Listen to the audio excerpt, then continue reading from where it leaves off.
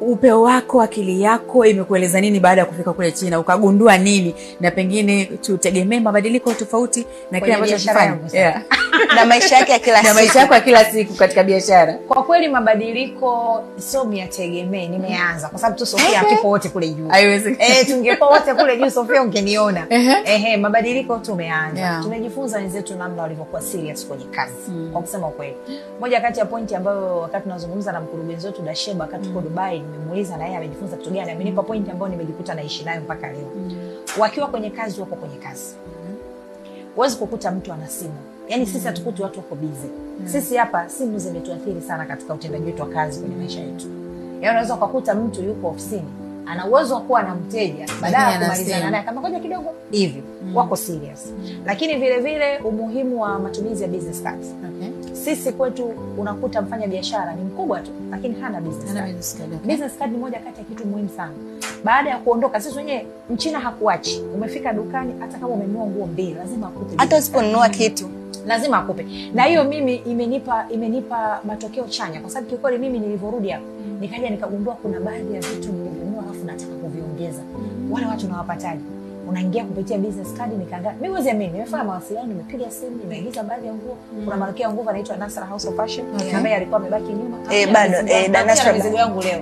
Umuhimu ile business card. Kinyume na hapo uwezi sasa ukamwambia mtu sikiliza.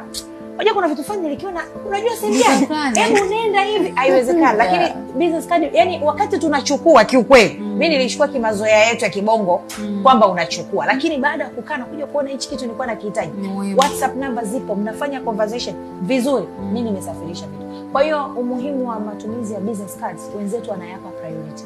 Sio sisi unaweza ukachapisha 50 unachagua kumpa. Huyu unampa au usimpe. Sijui unaelewa. Kwa hiyo inakuwa kama ubaili fulani. Inakuwa sija naogopa au tunaona haina maana pengine. Labda yani mtu anakupa tu namba ya simu au nini. Kwa hiyo watu wako serious sana katika kazi, wanapokuwa kwenye kazi wako kwenye kazi, lakini namna ambavyo wanajali kazi yao. Lakini pia kingine wafanyabiashara wa jumla. Yani hii labda niwatetee pia wafanyabiashara. Unapouziwa kitu Kariakoo, Sinza, wapi kwa bei yoyote, kwa wewe mteja wa reja nunua tu. Kwa sababu sawa China vitu bei rahisi, lakini wafanya biashara pia wanatumia gharama katika usafirisha. Na ili ikulipe ununue jumla. Sio nyewe tulikuwa tunaona. Wazi kununua kimoja kimoja. Wanauza zaidi jumla. Na unaona kabisa kweli wapo kwa ajili ya wafanya biashara. Yaani anauza jumla. Kwa mfano Sofia kitu ambacho atakwambia hiki ni 50,000. Alafu ukisema nataka reja nakwambia 100,000.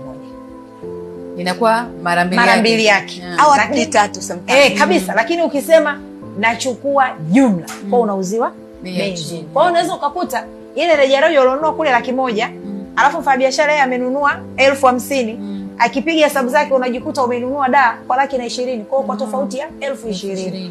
Yaani picha nyingine ambayo nimerudi nayo tu waunge mkono wafanya biashara. Tuwaunge mkono wafanya biashara. Ila kama unataka kufanya biashara lazima usafiri mwenyewe kwenda China.